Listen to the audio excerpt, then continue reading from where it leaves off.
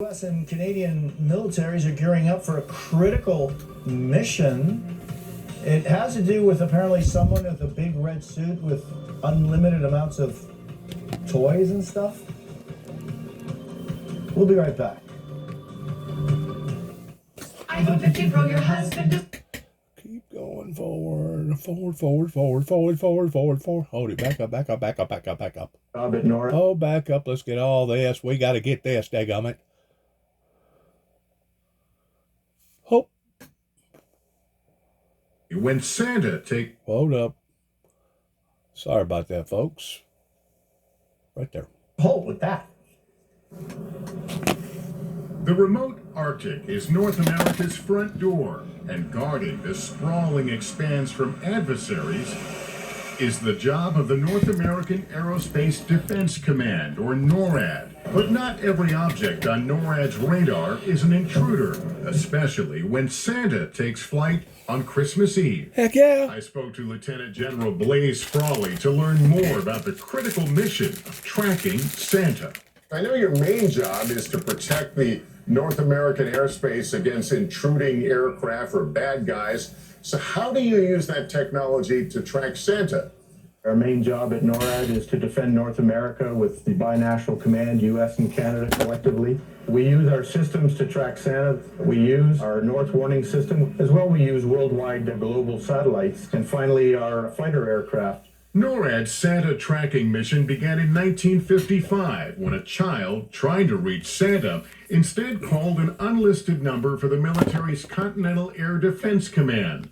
The commander on duty, realizing what had happened, assured the child they would guarantee Santa a safe journey, a promise NORAD has kept every year.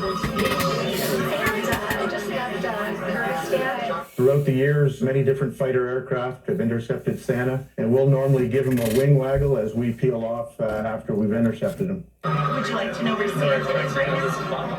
Thanks to that technology, millions of kids are able to call in to NORAD's Santa tracking hotline or log on via social media for real-time updates, making sure Santa is indeed on his way. You just have to make sure that everybody in your house is sleeping, including moms. Merry Christmas. Our thanks to Lester Holt for that report. I actually have that NORAD tracking app on my phone. That wraps up the hour for me. I'm Jose Diaz-Balart. You can always reach me on social media at JDBalart. That wraps up the hour. All right, let's go forward here. We're going to see what's the hot topics here real quick.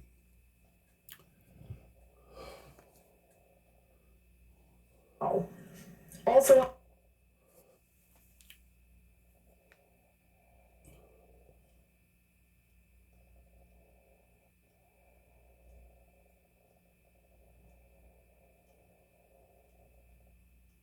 Do not sign the certification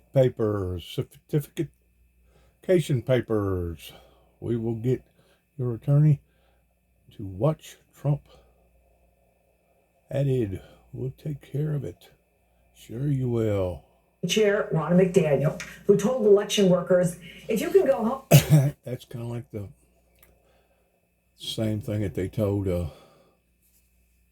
Native Americans about 150 years ago, that if they'll surrender and give up their guns, they'll take care of them. We'll offer them all this property, and we'll just sponge it up real good and make it look real attractive, that just about anybody would want to surrender and give up their arms.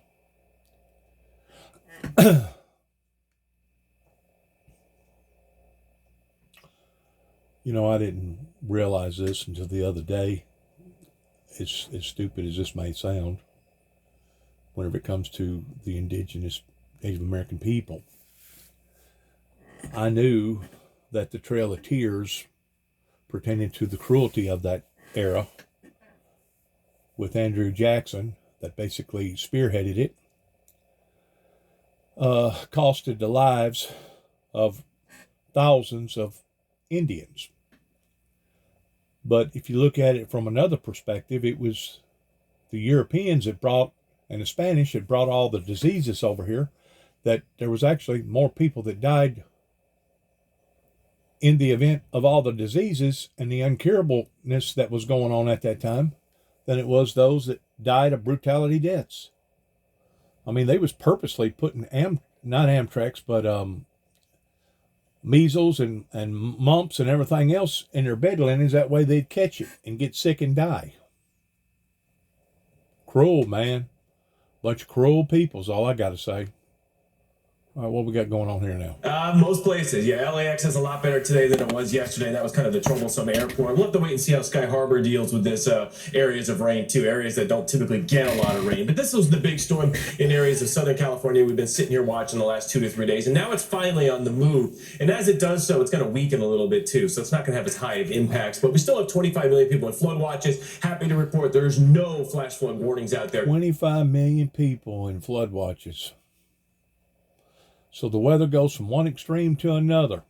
I put out a video not too long ago about that, about how the forces of nature, we've seen them go from it being entirely too dry out west to the point that there was a big lake out there that basically 3-year-old student of this basically was a big contributor in that area pertaining to a watershed, and I guess long about the 1940s or 1950s it dried completely up, and it's been dried up now for about 100 years. Well, the farmers and the people didn't think that it'd ever flood again, so what did they do? They invaded the wetlands. It used to be wetlands, it's now dry lands, and they started farming it, and they started building homes and houses on it, and started having communities in there, because we're talking about one of the biggest lakes west of the Mississippi River. One of the biggest, hugest lakes. The only lakes that I understand that was any bigger would be the Great Lakes up around Michigan and Erie and all the other places up there. So it was a huge watershed. I don't think it was that deep, but it was wide, it was long. And now, because of all the rains that hit in California last fall, and then all the snows that the Sierras got, all that water and snowfall is melting off to the west side more so of the Sierras than it is the east side. It's still, some of it's going down the east side towards helping with Lake Mead, and also helping with where the Mormons are, that big lake over there that they got. I don't forget the name of it now, Salt Lake or something like that, where it smells real bad. It smells like sulfur all the time. I think it's helped that a little, but the majority of the rain-off is going once more to the west of the river. I mean, of the mountain range, and because of it, it's devastating areas like you wouldn't believe. Once more, going from one extreme to another, pertaining to the forces of nature. Let's watch this. I put out a thing the other day pertaining to this too as well, that recently popped up yesterday, I believe it was. They're saying now 14 killed. They originally had 15 dead. 15 fatalities pertaining to gun violence that is now spreading all over the planet in areas that you never would have believed that are spreading. And I think they're only going to get worse as we see severity of these forces of nature, catastrophe, continue to keep bombarding the agriculture communities. As food rises up and gets short, as people's doing without, you're going to see things that are drastically going to get worse before they get better. About the shooter and any possibility of getting to his motive. Hey, Chris, well, the motive is a hate-mongering motive. I know a lot of people want to find out, well, was there an argument? Was it a displacing employee? Did he get fired? What was they ridiculing the poor guy? Did the guy go off the deep end? Did he go through a divorce? Was he going through a bankruptcy? Does he have a history of mental illness? I know they want to know the details, per se, about something like this. And there's nothing wrong with that. But the bottom line is, whenever it comes to the motive is to bring fear, intimidation, harm, and death to society. That's the primary motivation. A lot of these mass shootings over here in America, there's really no rhyme or reason why that they occur, other than somebody flipping off, like a switch going off, and the next thing you know, they done went out here and went on a rampage. The motive remains unclear at this moment. Investigators are trying to figure out why this 24-year-old student of this university committed such a heinous crime and went on this rampage, killing 14 people at that university and injuring at least 26 others. But clearly, there was a lot of planning and preparation that went into this mass shooting. After the student had killed himself, police found a huge cache of weapons and ammunition within the building. And incredibly, Chris, he had transported it here all by public transport. So now, Donald Trump, in his unprofessionalism political stance, made reference to the point that all these illegal immigrants that's coming to America, first of all, he puts them in a category towards not being their best. Because obviously, if they was their best, odds are their countrymen would be taking care of those people, regardless whether they was doctors, scientists, lawyers, bankers, whatever. So Donald Trump categorizes the people that's coming over here towards basically being the worst. But he made reference to the fact that they was poisoning our bloodline. I actually dissected it a little bit deeper than that, with bringing up the fact of what happened with American culture over here pertaining to the indigenous people towards the Europeans and the Spanish that basically come over here and poisoned the Native American culture that made them surrender, that gave up their arms. That's one way of looking at it. Now let's look at it in another way, pertaining to international exchange students. Whenever you mix and mingle all different cultures in all different countries and all different colleges, you wonder how come, especially over here in America, whenever the outbreak happened of, I think it was October the 7th, over in Israel, with Hamas going on his war rage, you wonder how come so many people in America, especially college kids, has got this ideology that they are actually against Israel, Jerusalem, because Israel and Jerusalem stands for a holy, righteous group of people. And I know they're not perfect. The Jews are not perfect, neither nor is the Gentiles. I'm not perfect. I still got to fight the sinful nature of my flesh, just like everybody else does, just like Jesus Christ did whenever he was with us 2,000 years ago. But you wonder how come the well basically has been poisoned. That's one of the contributing factors, because of the exchange student program that come into play basically after World War II. And to really define it even better than that, it was the vice president of JFK that, after the assassination of JFK, took on this ideal about doing this. Listen to me carefully. Whenever you mix match all these different cultures together, I think they call it a melting pot effect. You basically have groups of people that are so mixed up, that are so messed up, that don't know the true history about Israel and Jerusalem, or they could just care less, one or the other. You're going to have a society that calls right wrong, wrong right. You're going to have a society that calls black white and white black.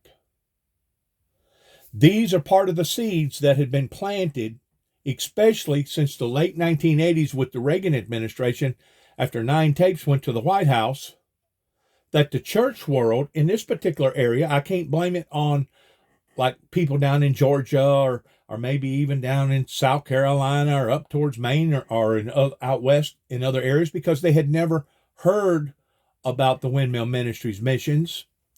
But these are part of the seeds that was planted years ago in the rejection of biblical Bible prophecy that began with Ronald Reagan in the White House.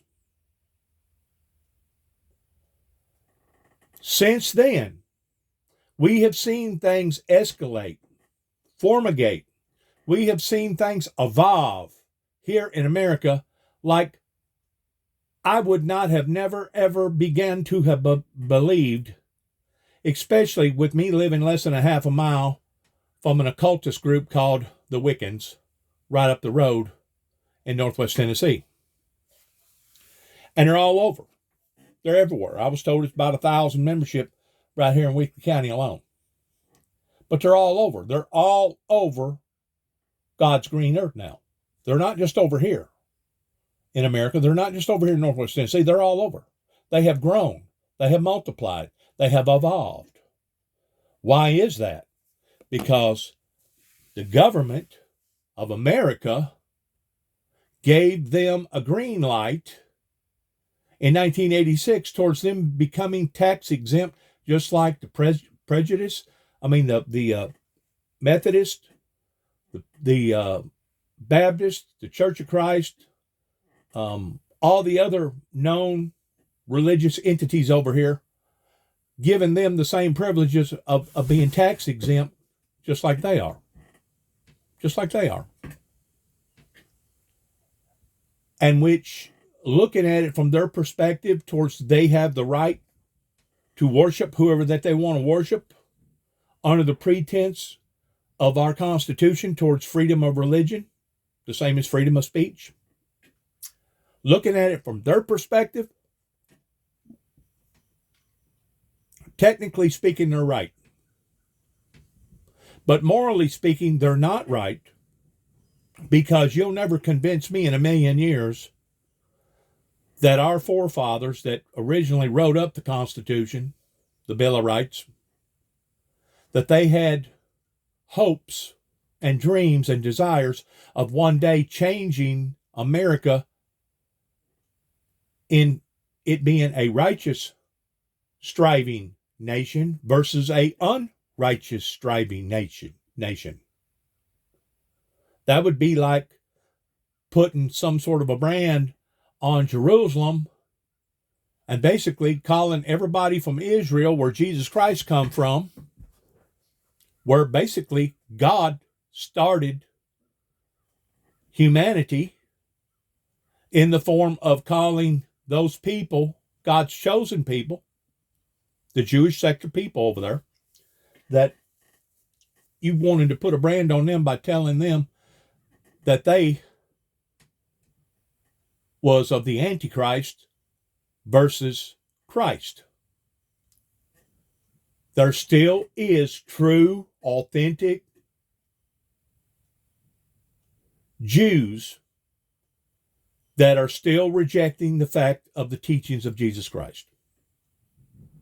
So there are a certain number of people over in Jerusalem, Israel, that really are Antichrist, but by and large, they are not Antichrist. Once Jerusalem got refounded after World War II, I think it was 1948, I think it was 1948, they have looked at their at their hypocrisies differently today than what they did back then. They're still the true Orthodox Jew that to this day has not accepted Jesus Christ as Jesus Christ being who Jesus Christ said that Jesus Christ was. Jesus Christ was not only a prophet per se, but Jesus Christ was basically God in the flesh. And God in the flesh come down here to prove to humanity that mankind could walk and talk and keep the commandments of God in a righteous form. This is the reason why that the whole load fell upon Christ during his crucifixion, that he basically died for all of humanity's sins. In the flesh, not in the supernatural. In the supernatural, he was still alive. They never killed him.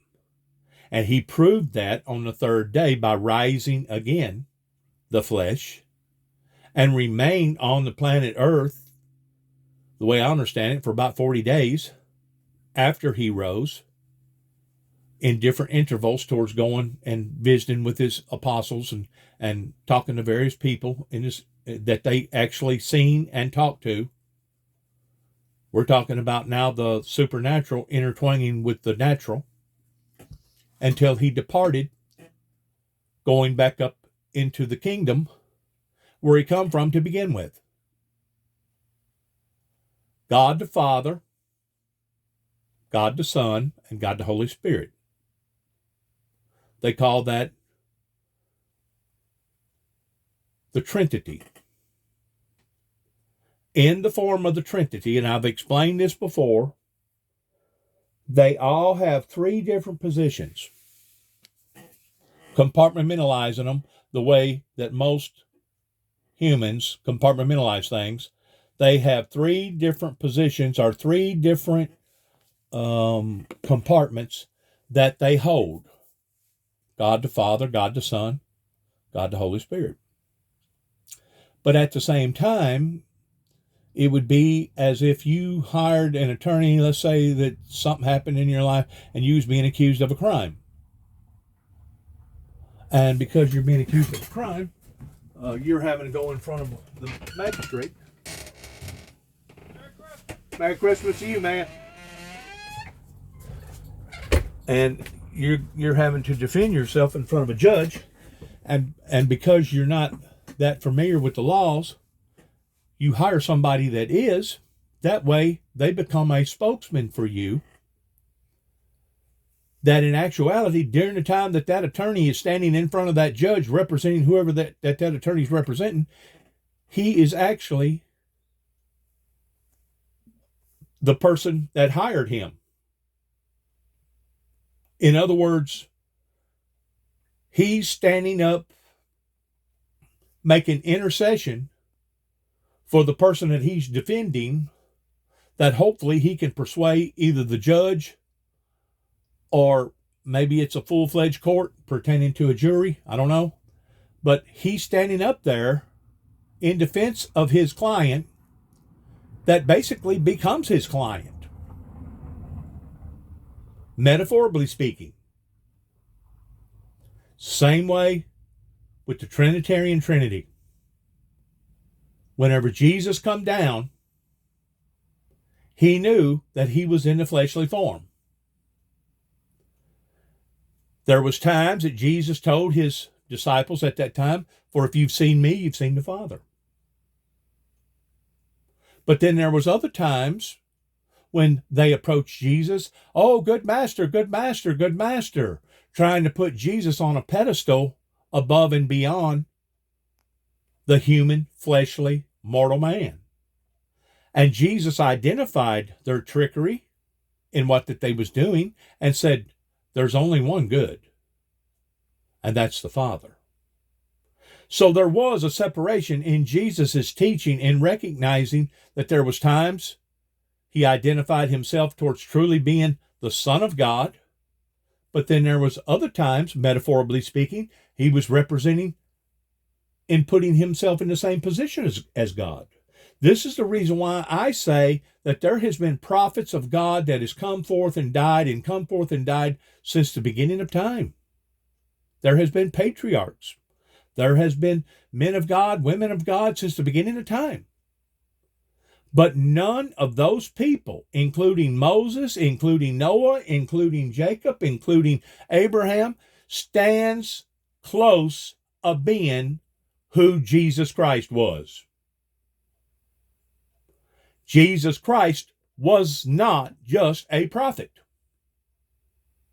This is the part that the true Jew, the Orthodox Jew, that want to stay and cling to the original teachings, the Mosaic law teachings, an eye for an eye, a tooth for a tooth. This is what separates them in them not being believers in who Jesus Christ actually was.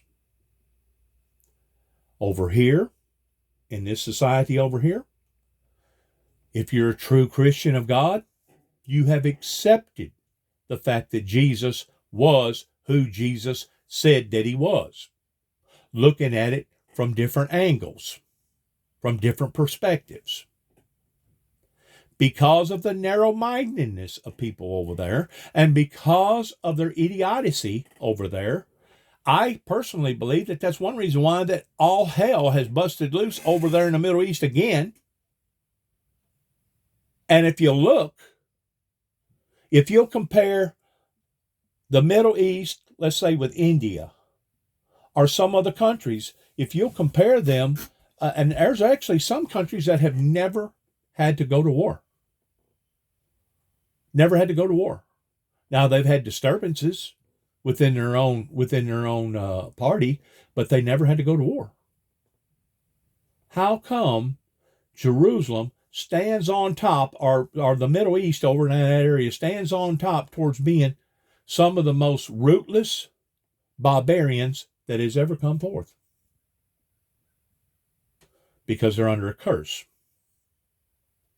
How come America at one time used to have pleasant parks, rivers, streams, hospitals, education, etc., that we was the number one basically in the world, on top of our game in every department that you could think of, because God had blessed America. God bless America. Well, now as humanity is straying away from God, and I blame some of this on the colleges, that this has been a big contributing factor, as Donald J. Trump speaks about, towards poisoning the well, or poisoning the blood of our culture over here. And it has. And proof is in the pudding towards what has recently happened within the past 2 months, whenever all the hullabaloo let loose over there in the Middle East, that I don't think is even close to being ended yet, because what I'm looking at over there is grotesque, pertaining to the misery and sorrow that the Pakistani people are having to go through. And eventually that's going to spread abroad, just like cancer. And eventually that will be the beginning phases of the beginning of the end, pertaining to the final war of all wars, pertaining to the battle of all battles, that will basically begin and end over there. Now that's the way I understand the Bible. That's my interpretations of the Bible. And it's my interpretations of how that we have mixed and mingled all these different cultures together. And if you get to looking at the very last recorded speech that JFK made, he talked about the international complexes. He talked about the military complexes. And I truly believe, and I've said this all along, where America started going backwards whenever they started giving the farm away was in and during the assassination of Kennedy and after. because I personally believe that the Kennedys knew the grand scheme, the big dream, or the ideal in what was going to happen then and where we are today towards all the mix managing. And it was JFK that was going to basically call it out. And he was going to call it out in front of the people. Now, I have used an analogy pertaining to what went on up here in Land Between the Lakes, beginning all the way back in the 1920s, which would be 100 years ago, of them being pushed out on 3 different levels, on 3 different sides, until finally it was Kennedy that flew over the area and made a decision that they was going to turn Land Between the Lakes into a wildlife refuge or a park. That it wasn't but a few weeks after that, if you get to studying, that's whenever basically Kennedy had been assassinated. And also, if you go up into Grand Rivers, Kentucky, and look at their charts pertaining to real estate, you will see where the Kennedys actually owned a piece of property over there that was going to start developing that area in high hopes of bringing Grand Rivers into a major community, a major entity of basically being a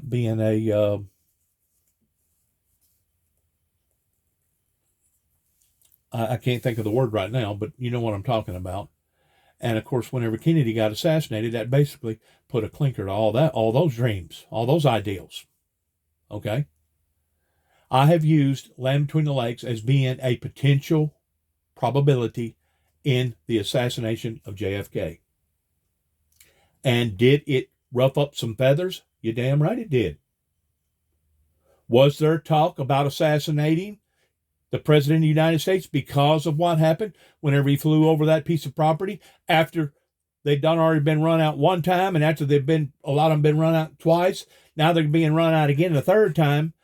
Was there talk about assassinating the president? Yes, there was. But I think it was only a lot of rough feathers, though it may have planted a seed of hatredness and bitterness in a lot of people's hearts that went all the way to the top of the food chain pertaining to the politics. And it also resonated some hurt feelings pertaining to the mobsters at the time that was dependent upon raw alcohol pertaining to moonshine that basically had bitter feelings over to as well. Between what went on in LBL and between what the Kennedys seen in regards towards what you're looking at right here of this shooting of this international college exchange that was going to come into play, you will see where it was basically the Kennedys that was against this. And because of it, it costed a great deal of them their lives. It was only Ted Kennedy that went along with the program that wasn't going to open up his mouth pertaining to this ideal of a one world government. Now, the one world government, okay, has been in existences towards people planning this out ever since the Bible got put together long about the 14th century, whenever King James decided to put a lot of books together to make one book. That's basically whenever the plot sure enough began towards a one world government, because it talks about a one world government in the Bible pertaining to the Antichrist, pertaining to the New World Order, pertaining to the mark of the beast, 666. It talks about that. These are all part of the prophecies of the Bible. So it wasn't the Freemasons. It wasn't the Shriners. It wasn't the Bilderbergs. It wasn't whoever that brought up this ideal first, even Illuminati's, but it was the Bible. It was the Kennedys that was not willing to go off into that area, because at that time, in the 60s, Vietnam was brewing. We'd already went through World War II and World War I, in addition to the Civil War over here, in addition to the Revolutionary War, in addition to the Spanish War over here. We'd already went through a lot of bloodshed. And there was a lot of people that was not willing to open up their eyes pertaining to the New World Order. And Kennedy was fixing to blow the whistle. And because of it, it costed them their lives. Between that and some other things that went on in this country, some bad decisions that even Bobby, his brother, helped to make. You keep in mind, it was the Kennedys that basically become at that time on the radar pertaining to them being a potential source up towards Boston and up towards Maine in the industry at that time of moonshining, alcohol, rum. That's what got their foot in the door, per se. And now all of a sudden you're going to tell a group of people over here in the land between the lakes, LBL in Western Kentucky, that they're not allowed to do the same thing that the Kennedys was allowed to do, that made them rich and famous? They ruffled up some feathers by doing what they done. But it wasn't until the dispute over the colleges, in which now I understand the reason why Union City, Tennessee, in Obion County, was objectionable to a university or a college coming to their town.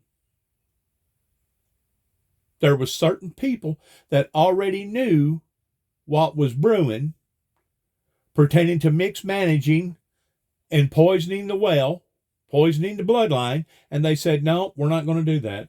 We don't need a college over here. So that's whenever Martin, Tennessee took up the ideal of them planting a college over here.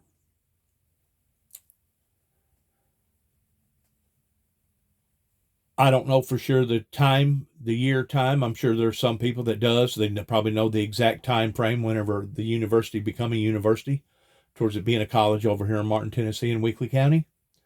But there was already a pre-existing college in Weakley County over in Palmersville, Tennessee, that basically whenever a certain family over there decided that they wasn't going to allow for the Illinois Central Railroad to come through their property, and the Illinois Central Railroad had to divert in going to Dresden before they could go to the Fulton area, in which Martin was on that path. It wasn't until they diverted the Illinois Central Railroad was basically whenever Martin, Tennessee started growing. You keep in mind that years and years ago, people followed one or two things. They either followed the rivers because of commerce, or they followed the railroad. The Native American called it the iron horse, that could go over mountains and go for hundreds and thousands of miles, pulling hundreds and hundreds of weight from one distribution center to another. What I'm getting at is the poisoning of the well. Of course, you can also put into the equation pertaining to TV, satellites, radio, shortwave radio, whatever, all the way down to the fact that the computer now artificial intelligence pertaining to smartphone technology, you can now blame all of this in the pretense of poisoning the well, per se. And I'm looking at the planet Earth towards it being the well. Because now the gun violence isn't just here in America, but now we're seeing it spearhead in other areas that we never would have thought in a million years would have done so. This is one of the oldest colleges in the world where this gun shooting took place. Once more, birds of a feather flock together. We are what we eat. We are what we listen to. We are what we see. It's a contamination. And I hate to say this, but I'm going to say it anyway. It was actually the red man who created the form of communications in distances by using smoke stack symbols and knowing whether or not they should prepare for the enemy or whether or not it was good hunting that day. And of course, it was a white man that picked up on that and took it a step further towards basically using now all the inventions that's come into play of satellites and smartphone technology. So all of it in conjunction has helped to poison the well. Why? Because now everybody knows what everybody else is doing. That becomes effective. And whenever you have negativeness, like it has spread abroad here in America with all the gun violence, now it's spreading abroad all over, just like a cancer, all over the world. But yes, it was the Native Americans, the indigenous people, that started long-range communications.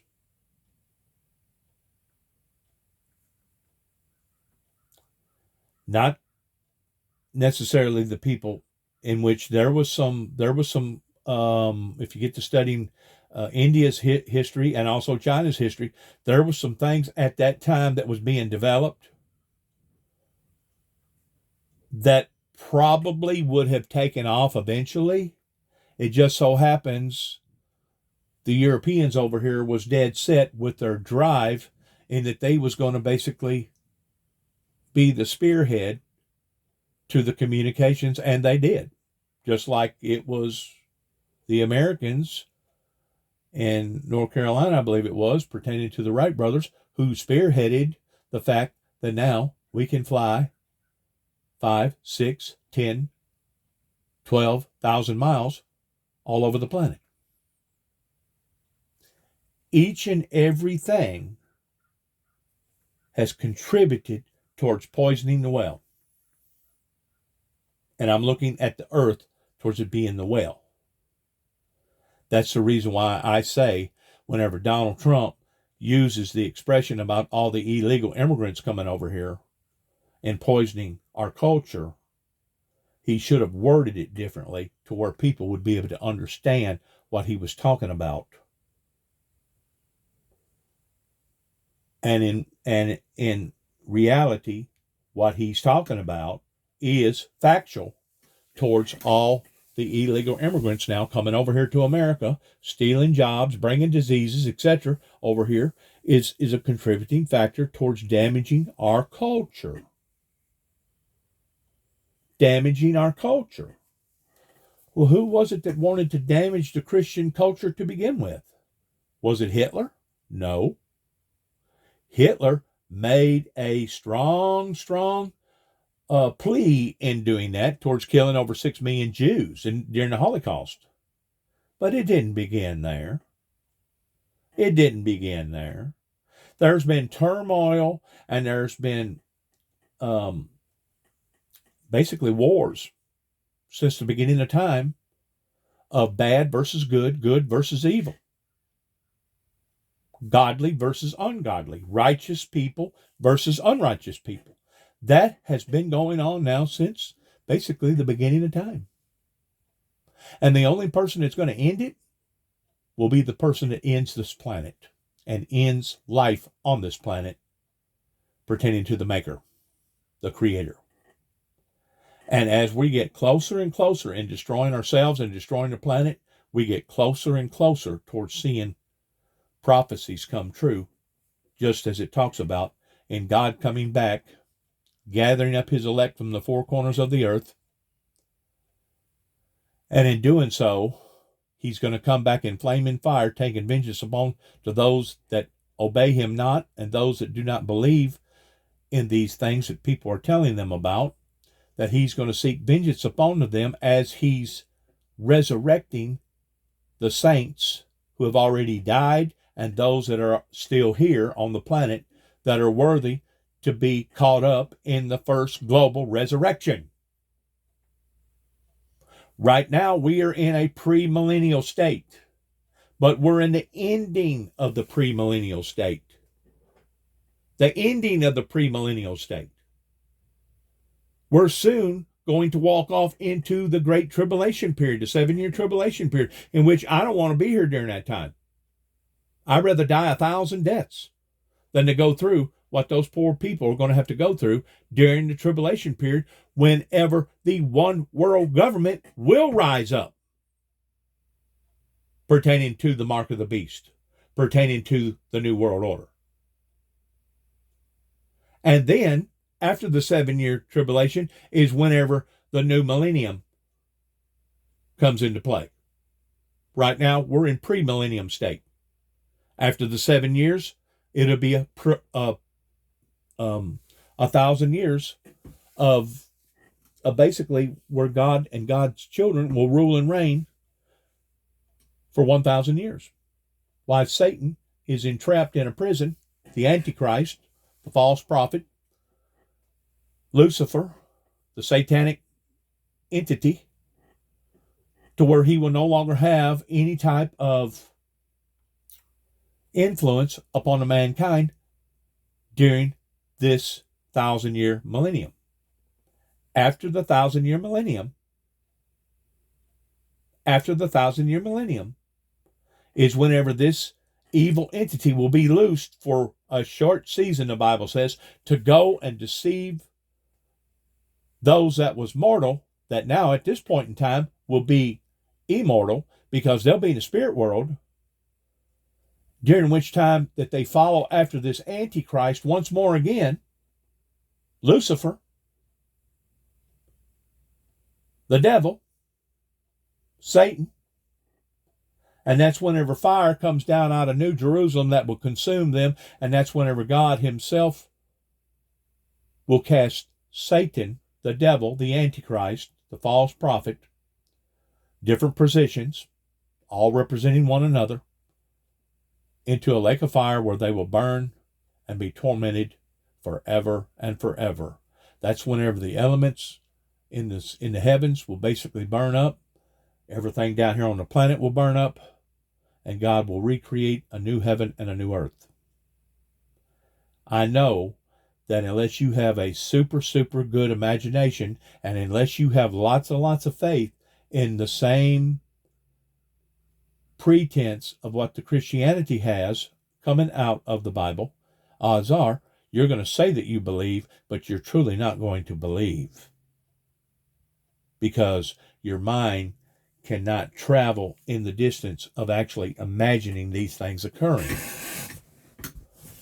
You may claim that you believe, but are you willing to put your life on the line the same as Christ was willing to put his life on the line in the form of your belief? Because it's going to come down to it one day, to where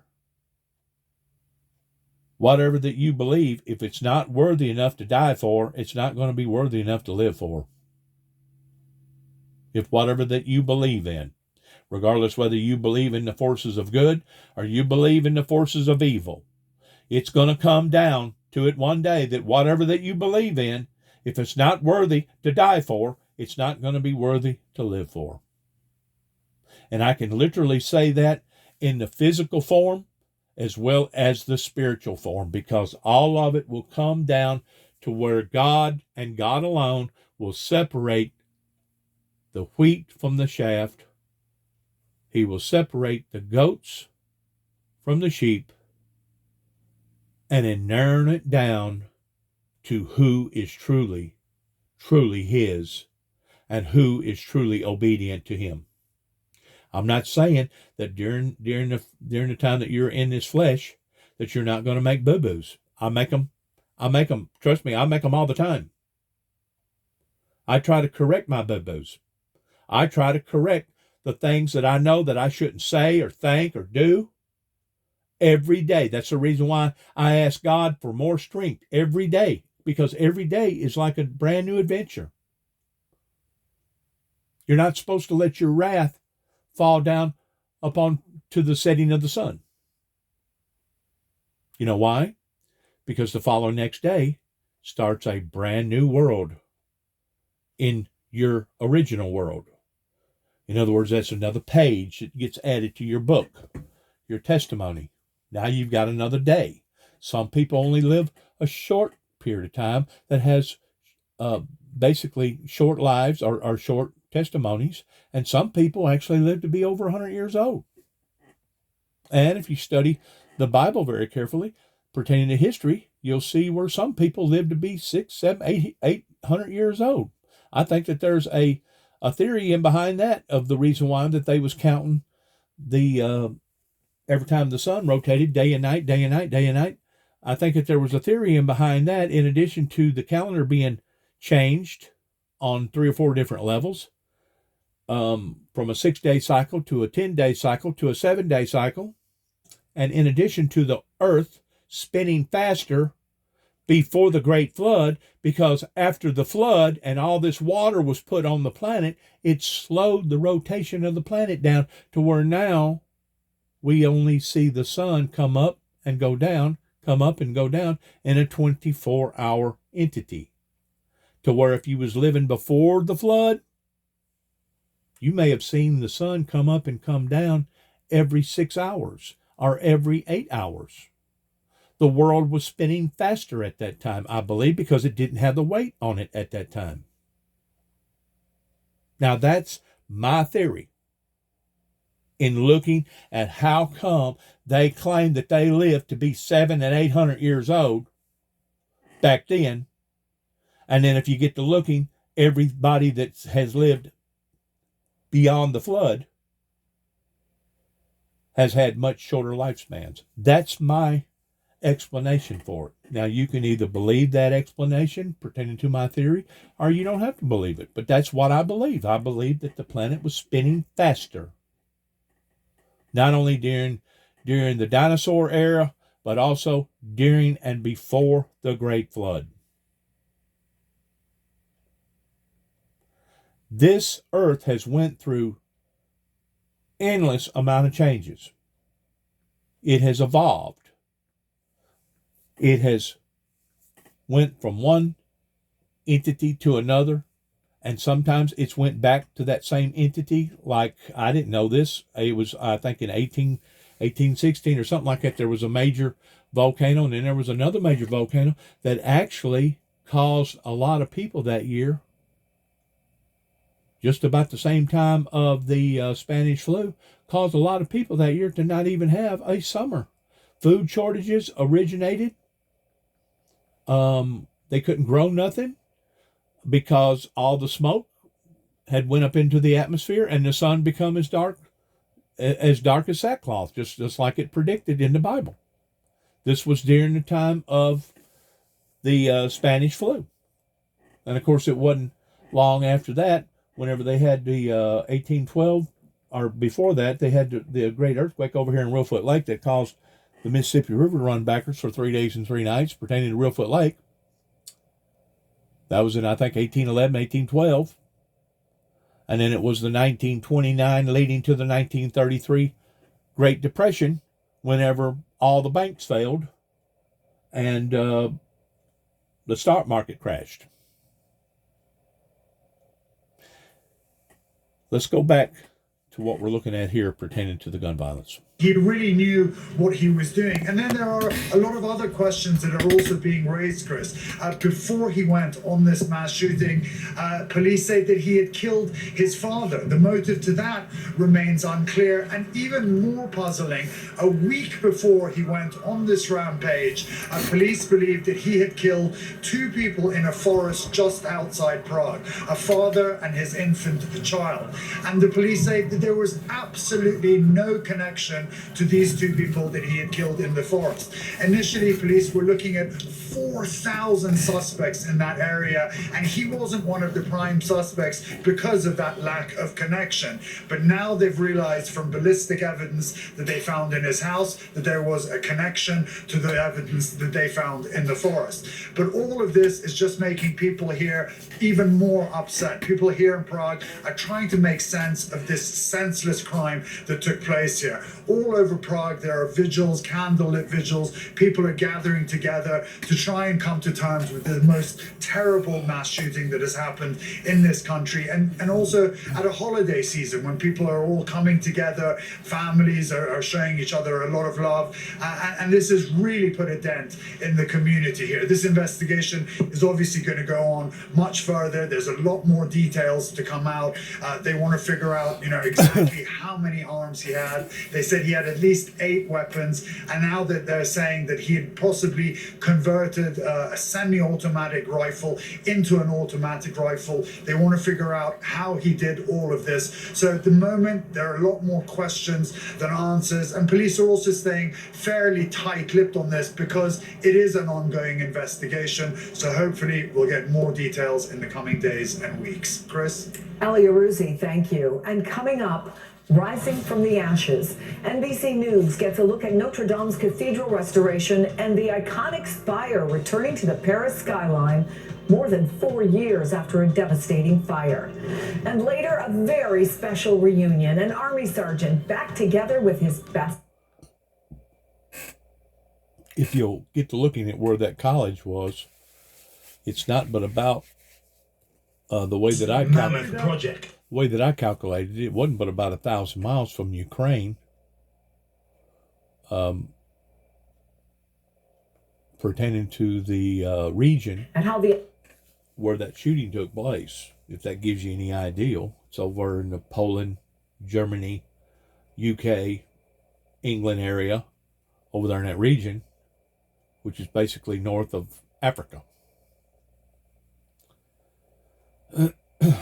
But just about 1,000 miles is where the shooting took place, the college, over to where Ukraine is. So you could basically drive it in 2 days if you wanted to go through all the stops and be all the checkpoints and be cleared towards being able to drive in that distance. I think you can still drive over there in that distance in about a 2-day period. It'd be the same thing towards driving basically from here to Miami. I think it's about 900 miles from where I live right here in Northwest Tennessee. So add another 1.5 hour drive to it, and there you go. But basically a 2-day drive. and how the iconic building is coming back to life. The Inferno, back in April 2019, was devastating, tearing through. Now, that was in 2019. What happened shortly after that pertaining to the presidency of Donald Trump? You got it. COVID. Through the interior of the church, consuming 800 years of history in minutes. 4 years on, to see how far the restoration has come, going 300 feet straight up to a tiny exposed platform with spectacular views of Paris. Philippe, bonjour. Meet Philippe Jost, overseeing this mammoth project. So this is the spire that went crashing down. Exactly. We all watched it, all around the world. Around the world. Oh my God, there's people just found inside the church. So it's a very important moment when now the spire is rebuilt. And this is the Golden Rooster. It's fantastic. We're very happy to have done that. The original rooster weather vane was thought lost, but miraculously survived, buried in the ash. And just last weekend, this new rooster was blessed and placed gently on its perch. It contains holy relics. Now that is sacrilegious. You're not supposed to bless a rock, a piece of wood, a stone. You're not supposed to bless a tree. You're not supposed to bless an object like that. That's one of the reasons why, just one, that I disagree with the Catholicism faith. I'm sure there's some good Catholics. I'm sure there's some people out there that believe in the Lord Jesus Christ that who am I to say that they're going to make it into the kingdom of God just like the true born-again Christian? I'm pretty sure that there's probably Jews as well as Pakistanians that have kept a relationship with the Heavenly Father, though they may not believe per se in everything. But once more, if you have denied that Jesus was who Jesus was, you shall also be denied, is what the Bible says. You shall also be denied. Now, it won't be until that 1,000-year millennium is over with that I was talking about a while ago, whenever it talks about the third global resurrection. And in that resurrection, it says that even the sea gives up its dead. Everything at that point in time will be all in the supernatural. And those people that basically was not deemed worthy of going into the kingdom of God with Christ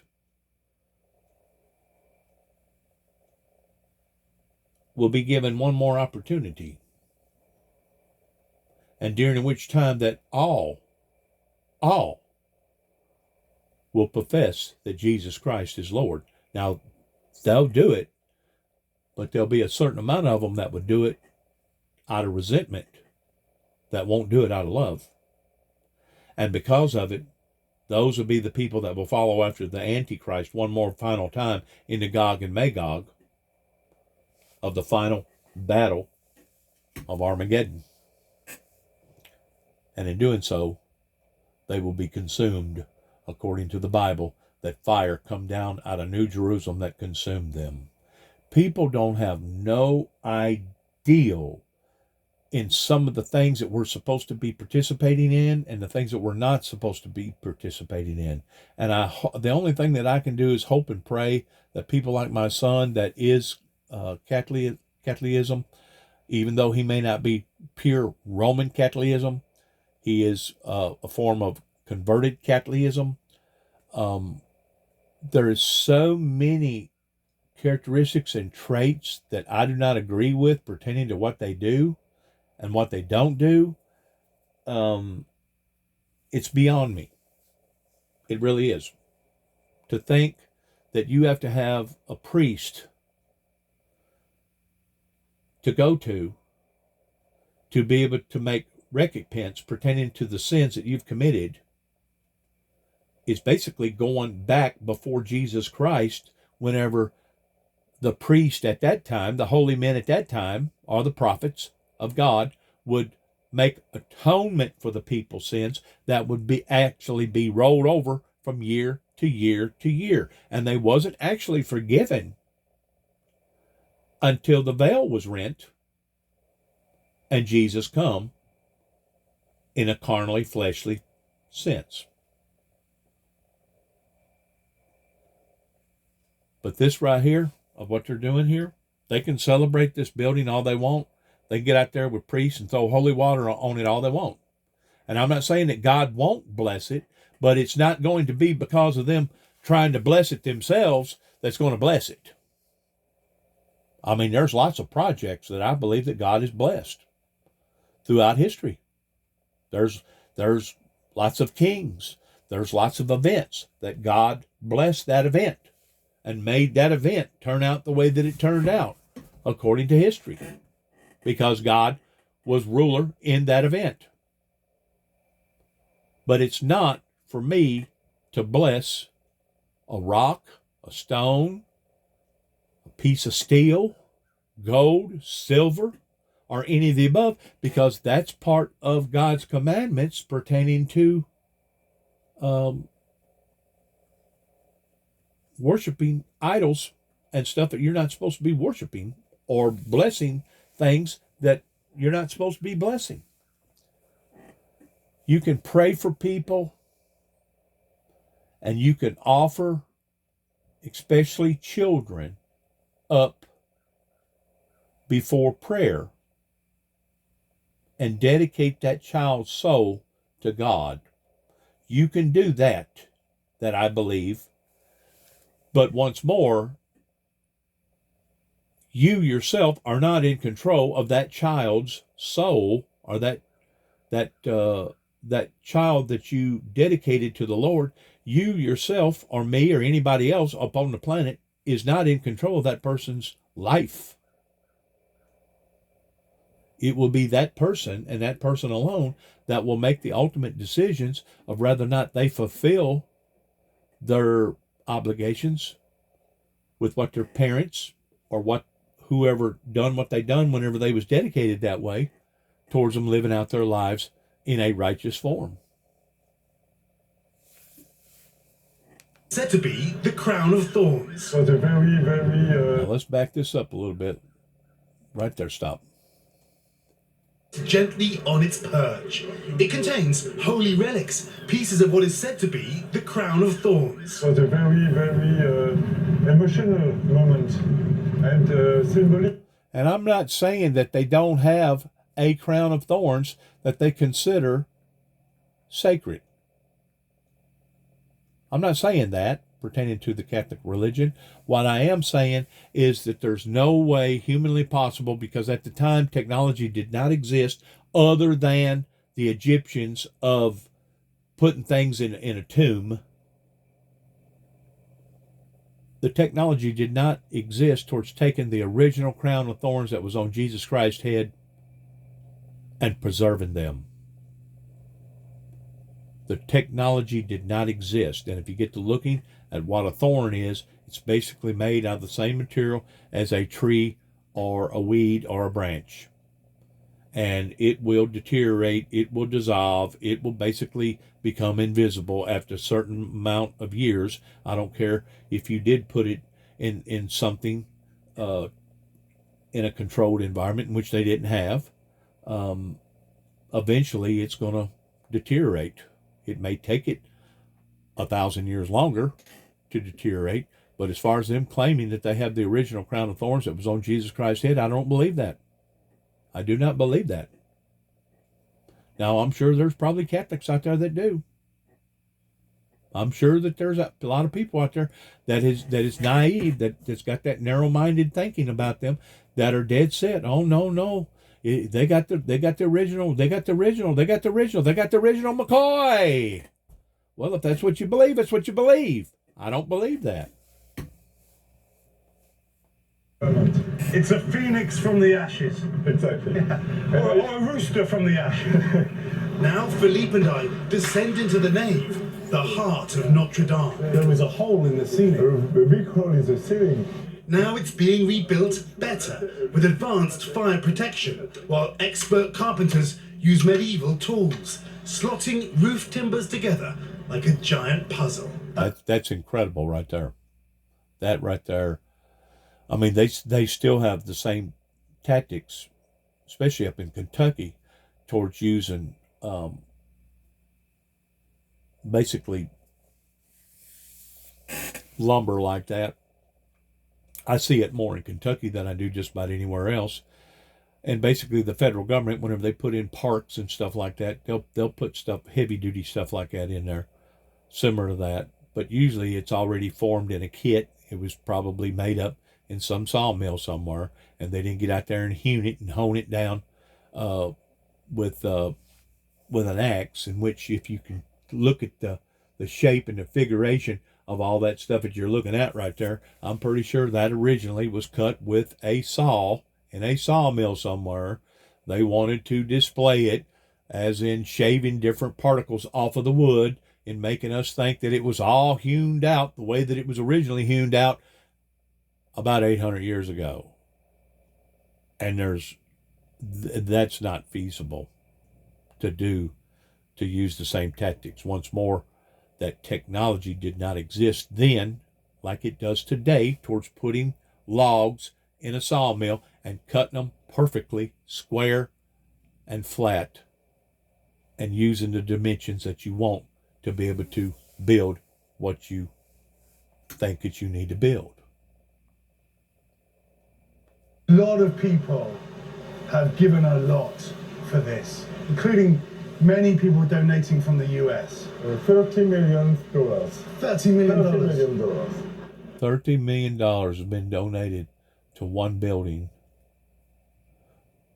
which, sounds like a lot in a way, but if you get to looking at the Muslims and how much that they put, and also the people from India with the Hindus and all that other stuff, really $30 million in a restoration job really ain't really that much money in comparison to today's prices. I think, if I'm not mistaken, the Saudi Arabians is invested almost $1 billion in some sort of a worshiping center just outside of Dallas, Texas. I don't know if it's completed. I don't know if it got started yet, but that was to my understanding that they was going to build a building over there that was going to be very, very valuable. I don't know if that's still on the table. I don't know if that was just an ideal that I heard, but I did see something about that. Donations that are helping to reveal more of the cathedral's wonders. The vivid colours of priceless masterpieces brought back to life. Ancient wood and stone cleaned. And these statues, rescued from the fire, have been lovingly revived. New gargoyles are being sculpted and will soon take their place high on the walls of this, the most famous cathedral in the world. Now, you seen those gargoyles? That's basically the same thing that the Wiccans believe in, towards keeping bad spirits away. They'll pray to the owls, the peacocks, crystals, gold. They'll pray to the creation, but they won't pray to the actual creator the way that I understand their religion. Once more, all this symbolism stuff is supposed to be some of the commandments of God that we're not supposed to participate in and partake in.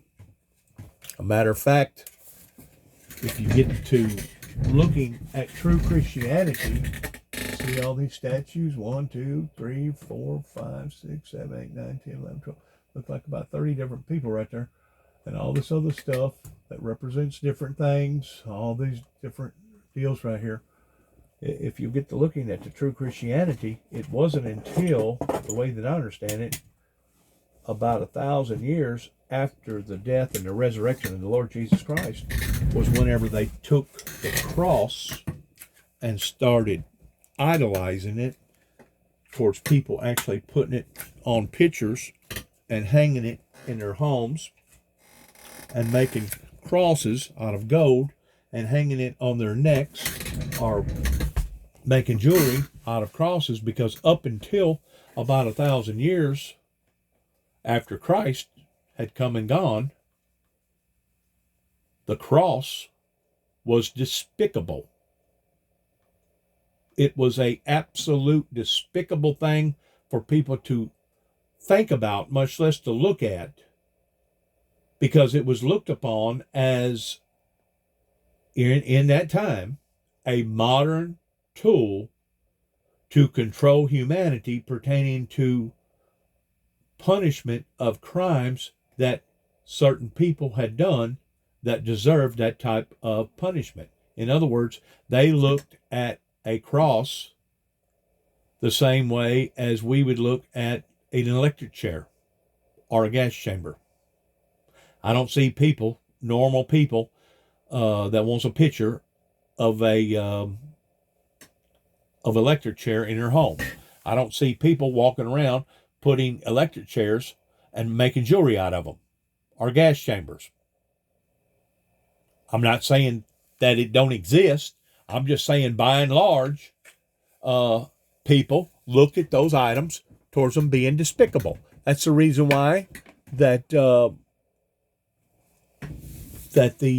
black race here in America looks at the statutes and everything that represents Confederacy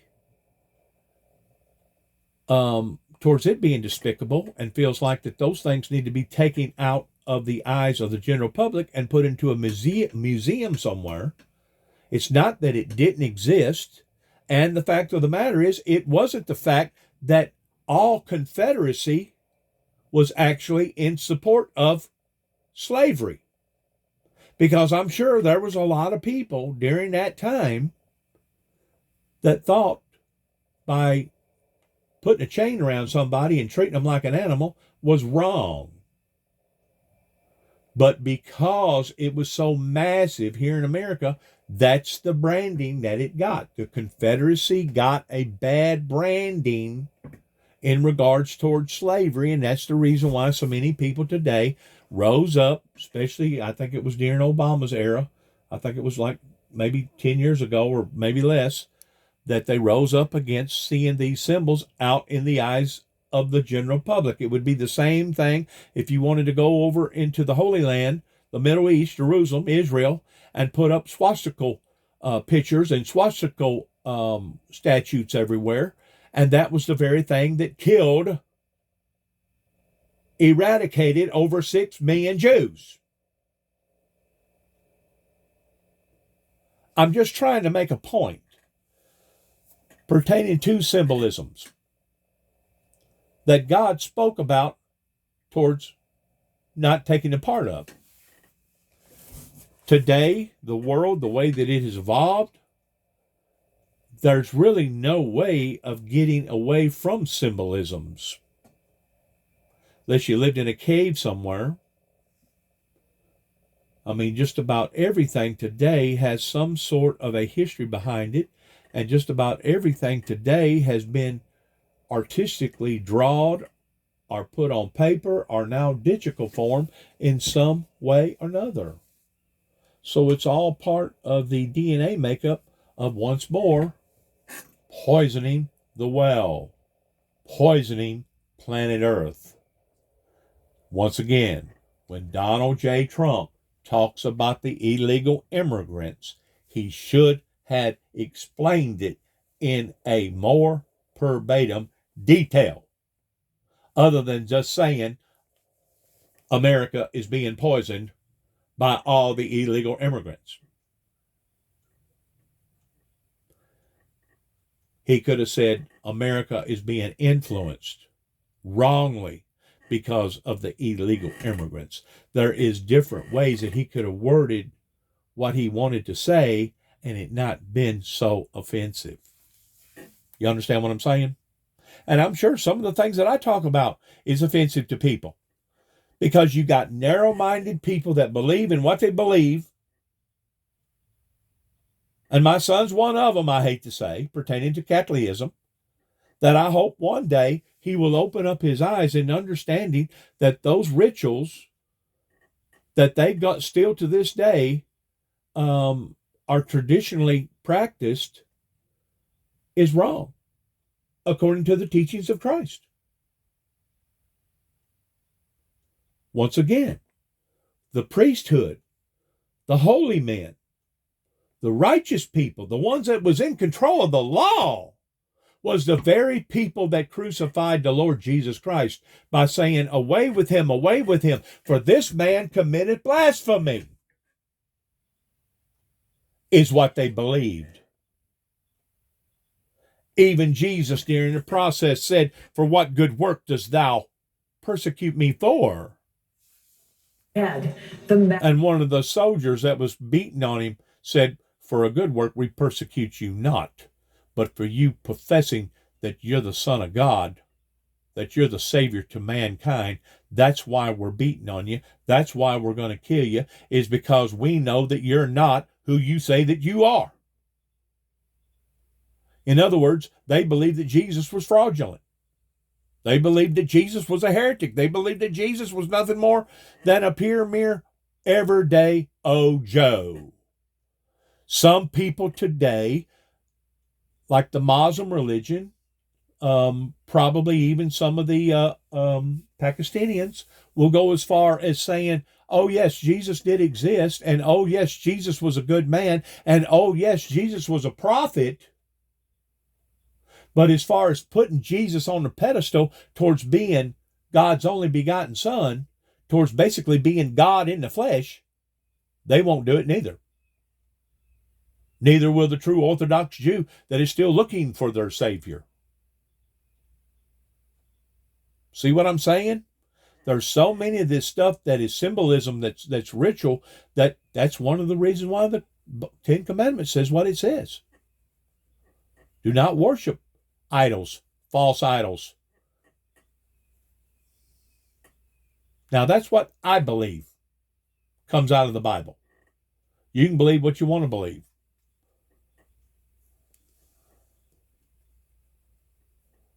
After Speaker Mike Johnson sent the president a scathing letter blaming him and urging immediate executive actions. Now, after talking to the president of Mexico about the growing crisis, the White House is sending some of its top officials south of the border to seek help curbing the flow of migrants. NBC's Vlad Venegas is reporting for us from the border in Eagle Pass, Texas. Monica Alba is reporting from the White House. Also with us, David Drucker, senior writer at the Dispatch, and Elise Jordan, former White House and State Department aide under President George W. Bush, and at MSN. Now, I want to make a statement about this pertaining to all the illegal immigrants. In actuality, the flow of illegal immigrants only increases and decreases depending upon whether or not it's super, super hot or it starts cooling off to where they can make their journey. They're refugees. They're getting away from the area that they don't want to live in, regardless whether it be South America or India or Africa or Cuba or China or wherever. Regardless of what their motives is. They come whenever it's more convenient. So in actuality, it's not that we have gotten more flow of illegal immigrants. It's that now it's been going on for so long, and now all the resources has been bled out, and now the people has lost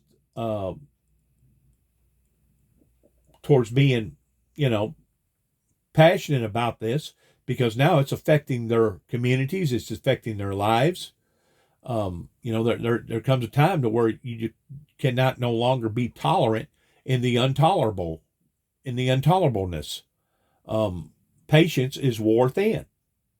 And because of it, now it's just now getting the top headline that it already had gotten during Donald Trump's presidency, that Donald Trump was going to put an end to by doing what Donald Trump done, that Biden basically went in the very opposite direction towards whenever he become president.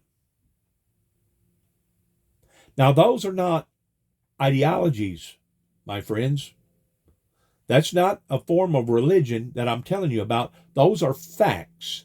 That is the traits of what the President of the United States done whenever he became president towards stopping the wall from being built and taking everything basically that Donald Trump had tried to do in reversing it. So there's been flows of illegal immigrants from day one that should have been stopped probably 10, 12, 15, maybe 20 years ago. But nobody was willing to put the finger to it. Nobody was willing to call it out.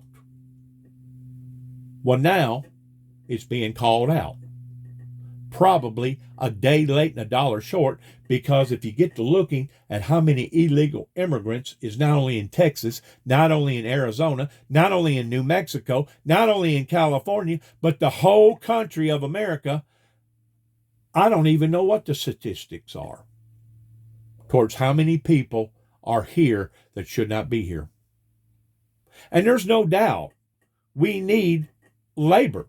We need laborers. We need people that work in concrete. We need people that can dig holes. We need people that can operate heavy equipment. We need people that are electricians. We need people that are carpenters. We need people that can put on roofs. We need all these things. We need people that can build roads. We need people that can dig ditches. But why should we rely upon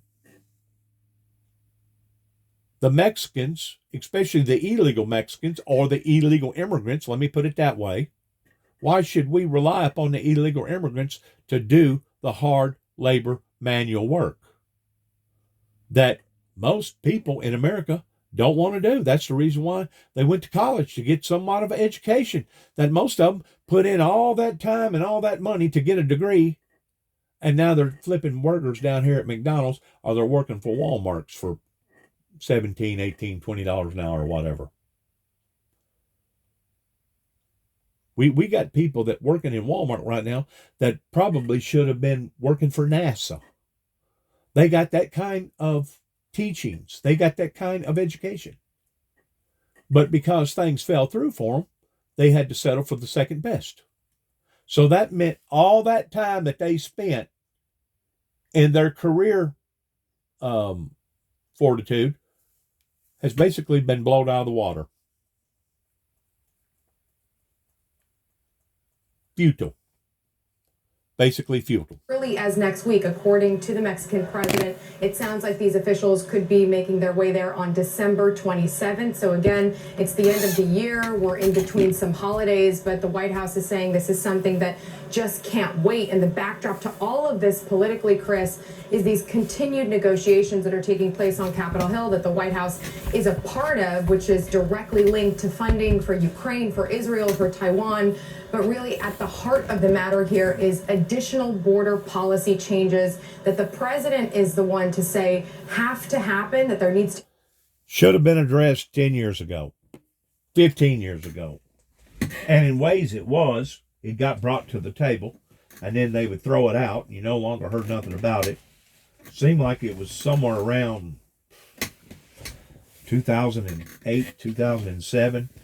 that it come up about all the drugs and stuff, and it was Mexico that come back with a statement, well, if America didn't have such of an appetite for all the drugs, they wouldn't have such of a problem with all the illegal drugs coming over the border. And in a sense, what they said was in fact factual. But what is happening is that you got so much drugs, now the people that ordinarily would not participate in taking drugs are trying to make a living off of the drug cartels in the syndicate market, the black market. Now, because it's so plentiful, insult has added to injury. And now it's caught up with us over here in America. To where if they would have nipped it in the bud, once more, if you give an inch, they'll take a mile.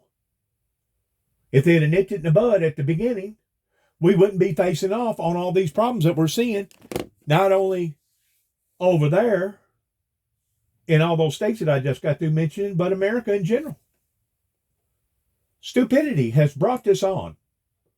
Ignorance has brought this crisis to the head that it is right now. Talked about the need to do something because the perfect has always been the enemy of the possible. So it'll be interesting to see what comes out of these negotiations, bipartisan negotiations in the United States Senate, when lawmakers get back from the holiday break. These talks are going to continue in January. There is no way you're going to get border changes from a policy perspective, let alone money, from the White House and from Senate Democrats unless Republicans agree to fund Israel and fund Ukraine. Ukraine in particular here, because that's the real sticking point among many House Republicans. And so we'll see how far the White House is willing to go and how far House Republicans are willing to go when a deal from the Senate, if it comes to fruition, is foisted upon them. One other thing I'll say, Chris, is that for the president's own reelection, finding a way to deal with the crisis at the border and compromising with Republicans on this issue, even if it makes his own Democratic base angry with him, is a really good move, because this is something that swing voters and independents, which could be very crucial in the battleground states that will decide the election, don't like what they're seeing, and they want changes as well. This is not simply Republicans. These are other voters as well. I think he's absolutely right about that, Elise. And the White House responded to that letter with a statement calling out House Republicans' inaction on the border, point by point. In an election year, is there real benefit to both sides to get something done?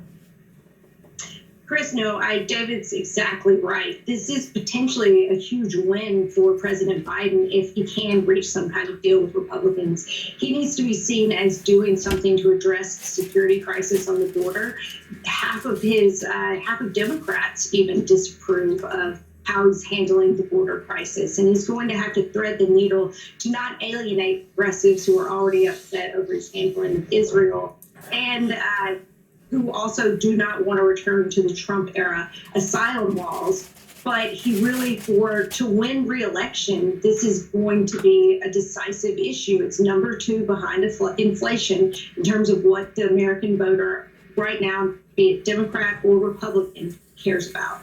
Yeah, the buck stops there. So, David, we reported yesterday that Texas Governor Greg Abbott isn't just busing migrants, he's now flying them. He sent a plane to Chicago. Is that just so much political theater playing to the base, or does it actually add to the pressure on the Biden administration? Yeah, it may play to the base, but I think it's a smart political move because border states have been dealing with the immigration crisis for years. It's cost them all of the money. It's put pressure on all of their first responders. So by sending migrants or illegal immigrants, however you want to couch the people coming across the border, to other states, particularly those run by Democrats that have been supportive of looser border security policies, it puts pressure on the Biden administration because Democratic governors and Democratic mayors now have to deal with the same financial and humanitarian pressures that some of these red border states have had to deal with. And so it's made this more of a national issue from a policy perspective rather than just a regional issue where it could be, sort of waved off as governors complain about immigrants. So even though people may not like the fact that migrants are being put on planes and sent places that they didn't intend to go and that they don't know how to navigate, what it has done is make this more of a bipartisan issue. And look, a Democratic White House is just more likely to listen to other elected Democrats because clearly they're allies and they're not just trying to score political points. They're now dealing with the same pressure. So it could have the effect of creating solutions where before this was much more factionalized. So in our last minute, at least, do you think that Governor Abbott is out messaging the White House? I think this has been a success for him. It is indeed, just as David says, it's spread out the pain of dealing with an influx of new migrants, and it's not just keeping it contained on the border. And just specifically with New York City, you look at some of the tough budget cuts that Mayor Eric Adams has been forced to make, and they're cuts that impact your day-to-day life. The library is now not open on Sundays because of budget cuts. So it really is having an effect outside of just those border states. And so Governor Abbott at the beginning, it did seem like a stunt, but now that so many Democratic mayors are brought into it and they're complaining too, the mayor of Denver, the mayor of Houston, Los Angeles, and New York, it really is making it becoming more of a national issue to address. It's monumental. It's a monumental problem. And whenever I say monumental, a lot of people think, well, a monument is something representing good. No. A monumental can be something bad. That's the reason why they put up all the statues after the Civil War that become so offensive just within the past 5, 7, 10 years here in America. That was a monumental moment in people building monuments. This is the same thing. It's turning into a monumental moment. That who knows, there may already be moments. There may already be people that's already created some sort of monument in response to all this. Just like me putting George Floyd's name on this monument out here, along with all the other people that has died illegitimately with gun violence, it has turned into a monumental moment. When most people think of monuments, they think, well, let's do this in honor of this person because this person was a good person. Or this person represented this, or this person was this, or she was a scientist, or she was a good teacher, or something like that. That is one way of looking at it towards it being monumental. But you can also look at bad things towards them being monumental. And as far as I'm concerned, what's going on the crisis that's been going on now for over basically a decade is a monumental problem that should have been addressed 10 years ago and wasn't. This is all part of the recourse towards what the White House done beginning in the late 80s. That the Republicans have put us illegitimately here. And of course, the Republicans played it against the Democrats. The Democrats played it against the Republicans. Let's throw the ball over here to this team. Let's throw the ball back over here to this team. And now it's gotten to the point that now our politics has become stagnant because they're actually not getting up there and working for the will of the people, but they're actually in some sort of a play mode in trying to see who can outvote or outbeat the other one. And that's not what our system was originally built and put in place for. So that people could choke one another and stifle time and energy. That is not what our Democrat system was set up to do. But that's what they've been doing. That's the reason why we don't get nothing done. Negative campaigning. Wanting to stab and hurt one another? Wow, we want to hear answers. We want to see solutions to the problem. We don't want to hear things that has happened in the past towards bringing up the wrongs. We want to hear how that you can make it right. We want to hear solutions to the problems. I told them whenever Donald Trump first made this an issue that they should have raised the table towards building hydro dams and basically taming the river. That way they would widen it. That way, if somebody was to cross the river, it would have been a very stupid move for them to have done, because unless you was an excellent swimmer, you're not going to be trying to swim a large body of water, especially with a youngin hanging from one side or the other, or you got them in a papoose thing on your back. I just can't believe that how stupid that some of our leadership has become that has allowed for things to fester and get this far out of hand.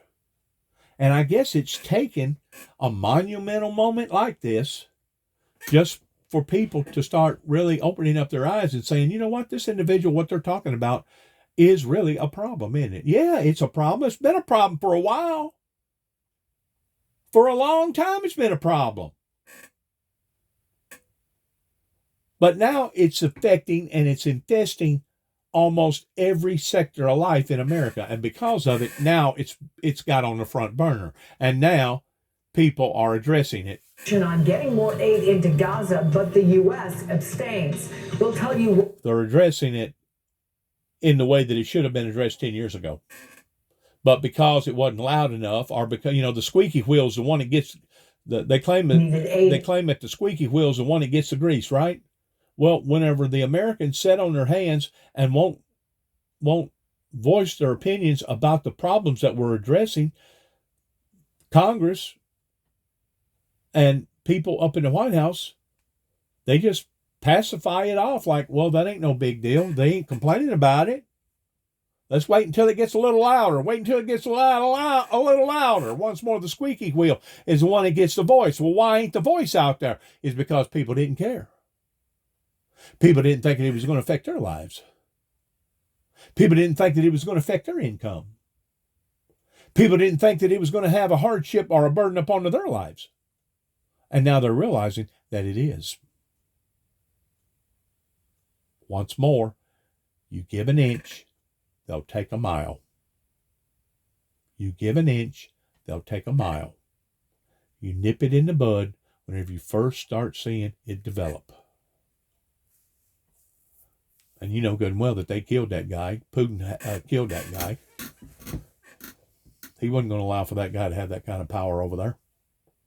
That's the reason why they took out the whole plane. Horrible. We're seeing horrible, horrible events in the 21st century like I never would have believed that would be happening. That's now on the same level of the concentration camps that was built during the Holocaust era towards killing all the Jews. It's like society has all of a sudden taken one step forward, and now we're taking 2 steps back. We're taking 2 steps back. But yet now we claim, because of the Europeans coming over here and desecrating the Native Americans, we claim that we're a civilized society, even though we've poisoned our wells, we've poisoned our water, we've cut down all our trees, we've poisoned this, we've poisoned that, we've allowed for all this sin to come creeping into our lives. We can't even protect ourselves from illegal immigrants, or we're not protecting ourselves, much less from the internet and all the stuff that's on the internet towards hackers and people getting into our bank accounts, and we can't even build our own roads and take care of our own bridges. You tell me what happened, beginning at the source in 1988, that I knew was going to lead to this. I knew was going to lead to this. And every time that I would stand up towards issuing out my message, I would get knocked down. I'd have to play dead man's bluff to keep the wolves off of me. I'd get knocked down again and again and again and again. And it wasn't until now, because of the internet, social media, that I can actually make these videos and actually tell my story properly and professionally the way that it needs to be told, because I can validate the things that I'm talking about. Especially the things that I'm talking about that has happened in my personal life for the past 30 plus years here in Northwest Tennessee in America. I can validate these things. And if you don't believe me, if you want proof, come to my house and I'll show you all the proof you want. Either in paper form, cassette tape form, DVD form, VHS form, or now data form, I can prove my case. And the people in this area knows that. Which leads me to one final thing that I want to say. Last night, sometimes I get up at 2 o'clock and I'll stay up for an hour or two and I'll go back to bed. I'm by myself. I don't have nobody to please other than myself. So I basically, pick and choose my own time whenever I'm going to be up, whenever I'm not going to be up. Just so happens I was already up about 4 o'clock.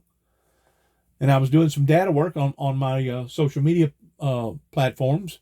And all of a sudden I hear this rumbling, boom, boom, boom. And I'm thinking to myself, my God. And by the time I get up and I open up the door, sure enough, I seen the tail lights, because it was still dark at that time, 4 trucks that went by. 4 trucks. And I thought to myself, that ain't right. That ain't right. Because I'm not familiar with seeing 4 or 5 trucks come down here at the same time. So because of me being cautious, not scared, but cautious, I went ahead and got up, got my camera, and got my truck, and I left from my property right here and got on the secondary road and basically went real slow and kept my lights out where they wouldn't see no tail lights. And I got on the road, the highway, and drove down towards Obion with my lights on. Naturally, I'm on a major highway there. And then whenever I got back on the other road, the secondary road, I kept my lights on, kept them on dim, but I drove fairly slow, and I drove back around, and sure enough, there was 4 trucks at that time that had perched down there. As I was going back around the second time, actually going to hop in, I noticed that there was a vehicle, a truck pulling a trailer with a mule on it that had turned into that same road. And then later, while I was sitting here on the property, after I figured out what was going on, that it was a bunch of deer hunters invading the area down there, I was sitting here, and another truck, this was a black truck, it was a dually, that come down to the same bunch of hunters. And which that's fine. I don't have a problem in that. But with everything that has went on in my life, I cannot afford to be careless with my life to the degree of not knowing what's going on before it's too late. That's part of being a neighborhood watchman, of being able to watch not only what's going on possibly in your life, but what could be possibly going on in everybody else's life around in the community. They didn't want this here. They didn't want me here as a community organizer. They didn't want me here. And it's pretty obvious. You can look at the records at the sheriff's office and the courthouse and what all has taken place since I come back in 2014, which is now coming up on the 10-year mark. I've been here now 10 years. And I texted my son and I let him know. I said, you know, everything that's went on in my life, especially down here, I am leery. For good. Flat. I am leery. I do sleep basically with one eye open and one eye shut because I have been messed with. I have been screwed over by the authorities that's supposed to maintain law and order here. And to the extent that it basically costed me my youngest sibling's life pertaining to David Jeffrey Jackson that died at the age of 51. Why wouldn't I be leery? Why wouldn't I be overcautious when 4 trucks all of a sudden comes down the road about 4:30, 5 o'clock in the morning after I'd done already went through what I went through out here? I think I would be stupid not to be cautious. You know, you can't be too careless with your life. And that's one of the things that I basically entrapped myself in whenever I first come back here and everything broke out the way that it did. Of course, at the time, this is just horrifying and seeing what's going on over there. Horrifying. It's war in the fullest. See them children. My God. It's horrifying. But whenever my brother died, I was mourning, and they caught me in a very, very vulnerable state. And I got to thinking about that this morning. You know, it wasn't until my dad got old to the degree that he could no longer maintain his status that they basically come down on the family way before I ever come back here in 2014. My older brother, he was already weak pertaining to his alcoholism. And of course, whenever he went through his chemotherapy, that just made him that much more susceptible in being a target because now he was not capable of taking care of himself.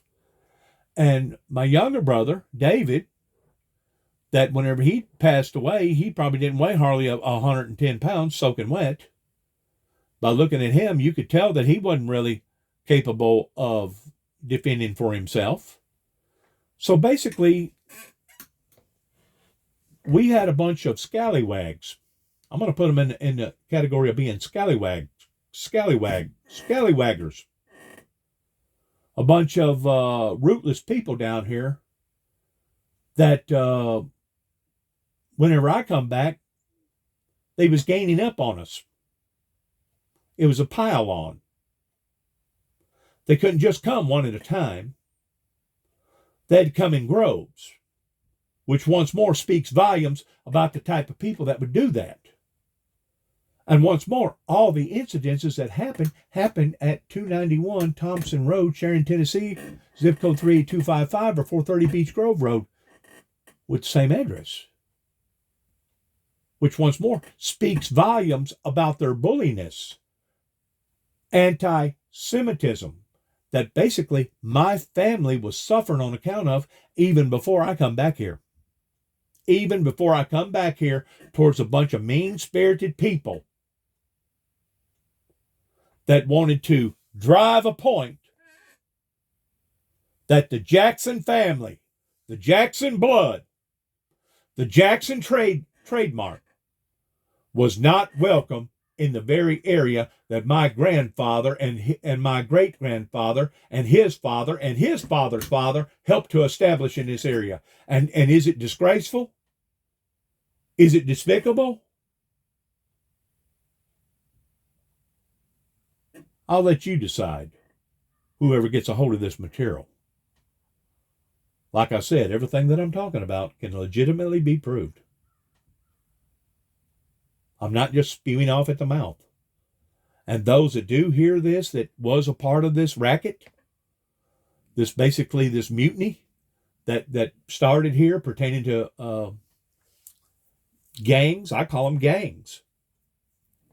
You know, you take a group of people that were just right down the road. Whenever my brother got taken down by 3 individuals and his gun fell out of his back pocket, and then they tried to put the gun to his own head and kill him.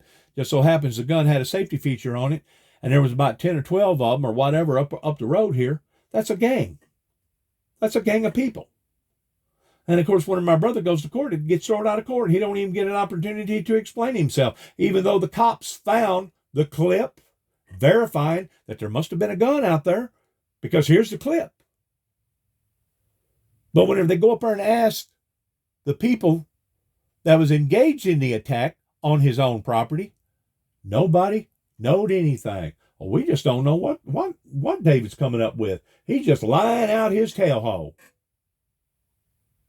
No, David was not lying out his tail hole. This family was targeted. And we was targeted for various reasons. But it wasn't until my dad got old that he couldn't no longer defend himself. My brother went through chemotherapy towards being an alcoholic. He basically died. That he probably was lucky if he weighed 110 pounds.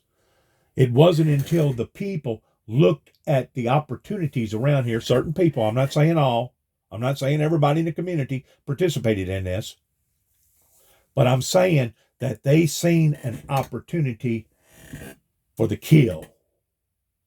In other words, it was open season on the Jacksons way before I come back to Northwest Tennessee in 2014. And if you don't believe me, go to the courthouse and go to the sheriff's office and see how many incident reports was written out way before I, Dennis James Jackson, ever come back to Northwest Tennessee. It just so happens whenever Dennis Jackson come back to Northwest Tennessee, that's whenever it sure enough got heated up. And Tommy Moore and Mike Pence and the people that was engaged at the time that was supposed to have been part of the law enforcement agencies, Tommy Thomas, Sheriff Mike Wilson, other people in this county, they could have stepped up to the plate. They didn't. They did not, which is dereliction of duty. And because of it, I got a strong case against what has happened, especially in the pretense of anti-Semitism. Now, we're seeing this now escalate all over the world. All this gun violence. And you wonder how come that I consistently want to point out the churches, or the so-called churches, that was a part of this, that allowed for this to grow and fester and materialize, evolve the way that it has for the past 30 plus years. You wonder how come I have negativity about me. Well, to this day, I still don't get no apology, either from the officials or the non-officials. I still don't see a community movement here. I still don't see a revival out of any of this. I'm still watching my country be depleted and ridiculed and run over and trillions of dollars in debt. So who am I talking to whenever I make these videos, these digital social videos? Who am I talking to? That's just it. The locals around here, more than likely, not all of them, have plugged up their ears, despitefully, because they don't want to hear the facts. They don't want to hear the truth. But now, hopefully, the distance of my social media will be strong enough and long enough that there will be certain people out there that will hear this, that will have enough brotherhood or sisterhood about them that they themselves will investigate this in finding out the truth, the whole truth, nothing but the truth. So help me God. And that's one reason why that whenever I do point out various people, and in some cases I've actually presented names to the public on my social media platform. That's the reason why that they don't come after me and suing me, taking me to court in defamation suit. You know why?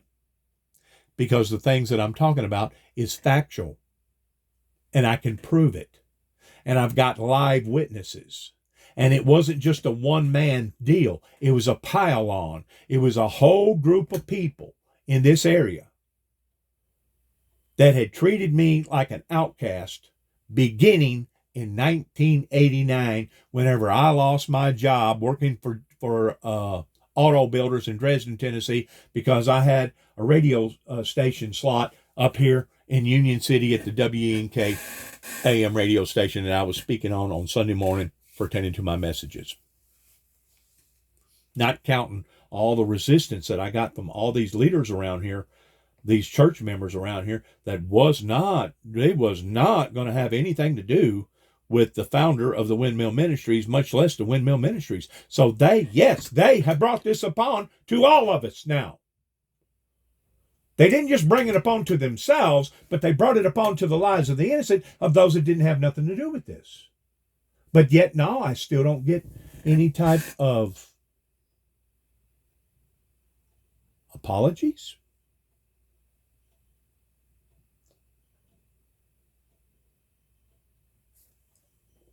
You know, it was my dad that preached the message that a good person can make a mistake, but it takes a better one to admit it. Whenever it comes to a true repentance, whenever it comes to a true confession, that begins in the mind and the hearts of the community. And whenever you don't have good, stern, strong people in the community, it's just like that cancer. Once it starts eating, it will gnaw on everybody. And instead of the younger generation around here, especially the millennials, that has based their case off of what hearsay, instead of them beating the horse on the wrong end towards taking it out on me, they actually should be taking it out on the elderly and those that was already here that had enough sense to be able to read the Bible and interpreted it properly, that didn't. That did not move on it. Now, what's it going to take? Are we going to have to go back into an actual bloodbath pertaining to a civil war before we see an actual movement here in America? Is that what it's going to take? Because I guarantee you that's the direction that we're going in. That's the trajectory that we're heading to. And I would have thought by now that the young people would have done already stood up and said enough is enough. What you people done to this man was wrong. What you people done in exchange towards this ministry that he's been involved in now since 1989 publicly, after those 9 tapes went to the White House, was wrong. But I still don't see a movement coming from those that are going to suffer the worst. That's the part that really just blows my mind. I can understand the elderly people, those that not willing to make a true profession, those that are willing not to make a true repentance. I can understand the reason why that they don't do what they do. Just like I can understand the reason why the people didn't take charge of following after Davy Crockett during the time that Davy Crockett went to the Alamo, is because those people had recently went through an earthquake that formed the Reelfoot Lake, and it was Andrew Jackson that basically spewed out all the lies that costed Davy Crockett his election. Going back to the facts, the actual facts. Just like the Indians, there was more of them that died of diseases that the white man brought over here than actual executing the Indians. So I could just go on and on and on with the truth, the whole truth, nothing but the truth, so help me God. But because it's this close to Christmas, I'm going to end my criticism, and which there is such thing as positive criticism towards trying to tell people where they have messed up, and hoping that they'll listen to you. That way they won't make the same mistake again, because guess what? Lessons will be learned. Lessons will be repeated until learned. And is that what it's going to take for the American people to see a movement in getting this rearranged and getting it right? That started once more with the political field, and it went from the political field to the so-called church arena, from the church arena to the schoolhouse, from the schoolhouse to the outhouse. Is this what it's going to take? Is a total out-and-out bloodbath here in America? Because if it is, sit back, don't do nothing else, keep your hands under your tail, remain quiet, because it's coming near a neighborhood near you, just like the Walmart slogan. I guarantee you. And if you don't believe me, sit around a little longer and you'll see how this is affecting not only the communities over there in the Middle East, not only the communities over there in Israel, but eventually it'll be right here. Starvation, war, catastrophes, desolation, horrors that we're already seeing to a certain degree pertaining to all the drug overdoses and the gun violence. We're already seeing just a little bit of it sticking its head out, but every time it does, we try to shut it up real quick. You know, we try to sweep it under the carpet. We don't talk about it a lot. We want to keep these things taboo towards not really discussing it a whole lot, because it's not the better side of us. It's not the better side of us. The thing about improvement, you can't just look at one side. You got to look at the whole truth. Nothing but the truth, so help you God. That's the reason why our ancestors said what they said pertaining to our courts and our system. You can't just be one-sided. You got to look at both sides. Just like the Civil War. I'm sure that there was a lot of people in the South, in Confederacy, that was just against slavery as it was those in the North. But because they had to blame somebody, they had to use an scapegoat. Who got the blame? The South did. But if the truth be known, the North was just as guilty as the South that was pursuing slavery